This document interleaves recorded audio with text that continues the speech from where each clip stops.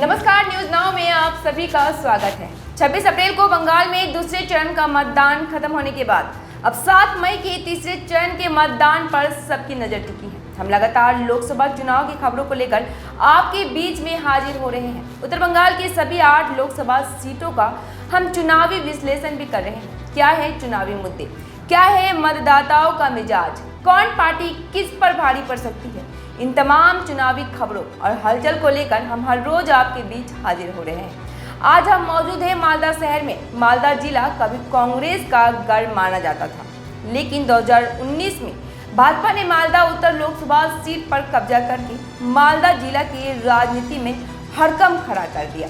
इस लोकसभा चुनाव में भाजपा, कांग्रेस और तृणमूल कांग्रेस पर कितनी भारी पड़ रही है, इस पर पॉलिटिकल एक्सपर्ट लगातार नजर लगाए बैठे हैं। नमस्कार, मैं हूं आपके साथ राबिया और आपने देखना शुरू कर दिया है न्यूज नाउ। आजादी के बाद से 2019 के लोकसभा चुनाव से पहले तक मालदा जिला की राजनीति अब्दुल गनी खान चौधरी की विरासत मानी जाती है। मालदा जिला को हमेशा कांग्रेसी जिला कहा जाता रहा है, लेकिन क्या इस बार ऐतिहासिक मालदा जिला में फिर भाजपा अपना भगवा झंडा लहरा पाएगी?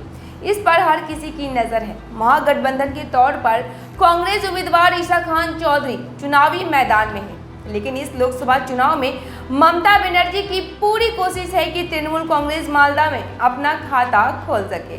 मालदा लोकसभा दक्षिण सीट पर चुनावी मुद्दे बहुत है। गंगा फुलहर महानंदा नदी के कटाव ने जिला के लाखों लोगों की जिंदगी अब तक तबाह कर दी है। लाखों लोग नदी कटाव की वजह से जीने की लड़ाई लड़ रहे हैं। हर चुनाव में मालदा जिला में नदी कटाव एक बड़ा चुनावी मुद्दा होता है और चुनाव समाप्त होते ही सब कुछ ठंडे बस्ती में चला जाता है। मालदा में औद्योगिक विकास नहीं के बराबर हुआ है। जिला का उद्योग धंधा आम और रेशम उद्योग की इर्द गिर्द ही घूमता रहता है। ग्रामीण इलाकों में अधिकांश लोग कृषि कार्य पर निर्भर करते हैं और शहरी इलाकों में व्यापार और नौकरियों पर निर्भर है। लेकिन 2024 के लोकसभा चुनाव में मालदा के पितामह गनी खान चौधरी के गढ़ मालदा दक्षिण में फिर एक बार भाजपा को लेकर चर्चाओं का बाजार गर्म है। क्या इस बार भाजपा मालदा दक्षिण लोकसभा सीट पर अपना कब्जा कर पाएगी? इस पर हर किसी की नजर टिकी हुई है। 2008 में गठित मालदा दक्षिण लोकसभा सीट पर 2009 से लेकर 2019 तक कांग्रेस का ही कब्जा रहा। राज्य में परिवर्तन की हवा के बावजूद भी मालदा दक्षिण लोकसभा सीट पर मालदा के पितामह अब्दुल गनी खान चौधरी उर्फ बरकत दा के भाई अबू हासिम खान चौधरी उर्फ डालू दा ने यहां से अपनी जीत की हैट्रिक लगाते हुए लगातार 3 बार यहीं से सांसद निर्वाचित हुए। 2019 के लोकसभा चुनाव में भाजपा उम्मीदवार श्री रूपा मित्रा चौधरी उर्फ निर्भया दीदी को केवल और केवल 8,222 वोटों से हार का मुंह देखना पड़ा था। 2019 की अगर हम बात करें तो 2019 की लोकसभा चुनाव में भाजपा अगर मालदा दक्षिण लोकसभा सीट पर कब्जा कर ली होती तो उत्तर बंगाल की सभी 8 सीटों पर भाजपा का झंडा लहराता नजर आता। लेकिन भाजपा को उत्तर बंगाल में लोकसभा की 7 सीटों पर जबरदस्त जीत हासिल हुई थी। 2024 का लोकसभा चुनाव भाजपा के लिए बहुत महत्वपूर्ण है। बंगाल में भाजपा 30 सीटों के लक्ष्य को लेकर चुनावी मैदान में है। मालदा उत्तर और दक्षिण लोकसभा सीट पर भाजपा कमर कसकर चुनावी मैदान में उतर गई है। देश के प्रधानमंत्री नरेंद्र मोदी ने जनसभा और रोड शो करके चुनावी माहौल में सेंध लगा दिया है। 2009, 2014 और 2019 में जीत चुके दालू दा की उम्र 86 साल हो गई है और अपनी उम्र का हवाला देते हुए दालू दा ने चुनावी राजनीति से विश्राम ले लिया है। इस लोकसभा चुनाव में राज्य में कांग्रेस महागठबंधन का धर्म निभाते हुए वामपंथियों के समर्थन से चुनावी मैदान में है।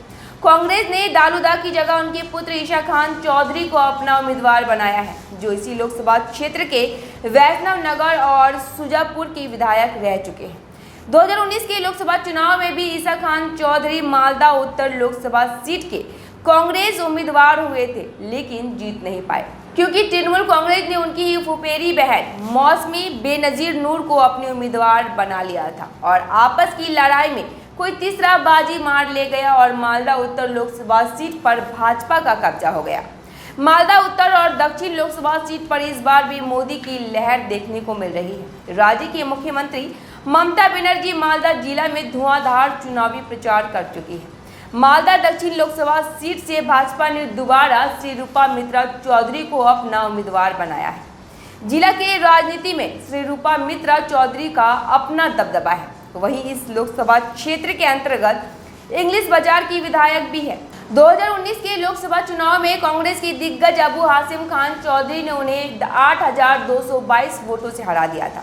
श्री रूपा मित्रा चौधरी को 4,36,048 वोट मिले थे। 2024 का लोकसभा चुनाव ममता बनर्जी के लिए प्रतिष्ठा का सवाल है। ममता बनर्जी नहीं चाहती कि भाजपा का ग्राफ 18 सीट से ज्यादा बढ़े, इसलिए उत्तर से लेकर दक्षिण एक लोकसभा सीट ममता बनर्जी के लिए बहुत मायने रखता है। ममता बनर्जी ने मालदा दक्षिण लोकसभा सीट से काफी कोशिशों के बाद शहनवाज अली रेहान को अपना उम्मीदवार बनाया है। शहनवाज अली रेहान मालदा के मूल निवासी है और अब लंदन में रहते हैं। वे इतिहासकार हैं और पूर्व पत्रकार हैं। राजनीति में यह उनका पहला कदम है। मालदा दक्षिण लोकसभा सीट पर महागठबंधन के उम्मीदवार के रूप में ईसा खान चौधरी चुनावी मैदान में है। गनी खान चौधरी का गढ़ माने जाने वाला मालदा जिला में कांग्रेस वामपंथियों के बैसाखी के भरोसे चुनावी मैदान में है। दरअसल इस लोकसभा चुनाव में मालदा की दोनों लोकसभा सीट पर त्रिकोणीय संघर्ष होना निश्चित है। लेकिन मुख्य टक्कर की बात की जाए तो लड़ाई भाजपा और तृणमूल कांग्रेस के बीच ही है। इस लोकसभा चुनाव में स्थानीय चुनावी मुद्दे गौन हो गए। मुस्लिम बहुल इस लोकसभा क्षेत्र में वोटों के ध्रुवीकरण को लेकर जोर आजमाइश चल रही है।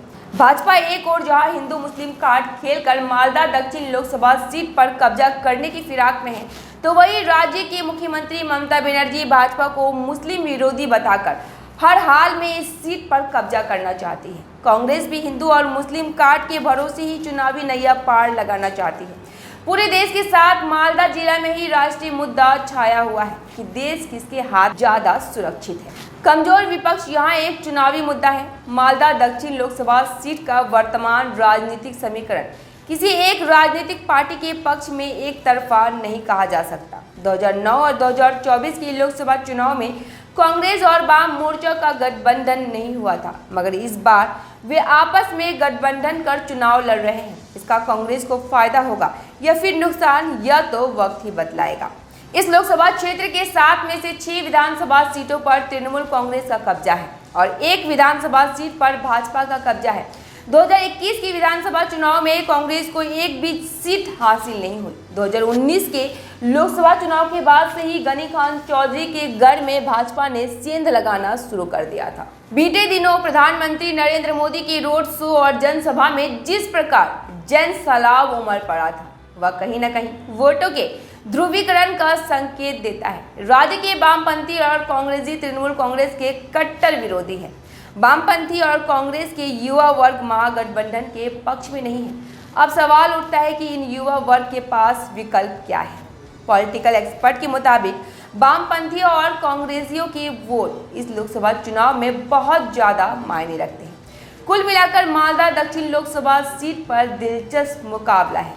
उम्मीद करते हैं आपको चुनाव से संबंधित हमारी खबरें अच्छी लग रही होगी। अगर आपको हमारी खबरें अच्छी लगती है तो आप न्यूज़ नाउ के पेज को ज़्यादा से ज़्यादा लाइक, शेयर और सब्सक्राइब करना ना भूलें। इसी प्रकार फिर हम एक बार और चुनावी खबर लेकर आपके बीच हाजिर होंगे। फिलहाल के लिए बस इतना ही। दे मुझे इजाज़त।